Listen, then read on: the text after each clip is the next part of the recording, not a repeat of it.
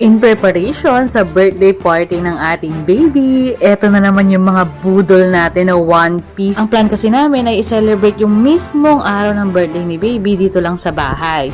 Tapos, yung birthday niya at saka yung dedication day, medyo ihihiwalay namin. Yung shop pala na nabilhan ko nito mga mami, ilalagay ko na lang dyan sa yellow bag.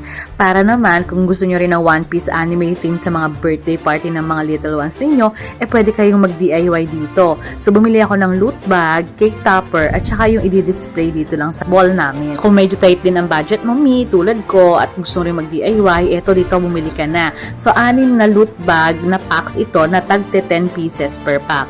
Halika, buksan natin tong isa, tsaka bilangin natin. Ang ganda din ng pagkakaprint ng loot bag nila, hindi putyo-putyo talaga. At compared dun sa ibang mga loot bag na nakikita ko, medyo malapad itong loot bag nila. Ang ganda nga ng print, 1, 2, 3, 4, 5, 6, 7, 8, 9, 10. O, 10 pieces per pack. So, 60 pieces itong nabili ko ngayon. So, kung gusto mo rin nito, andyan lang sa yellow basket. Mag-check out ka na rin. Yan lang. I really hope na sana makatulong din to sa pagbabudget mo sa birthday ng little one. Thank you for watching!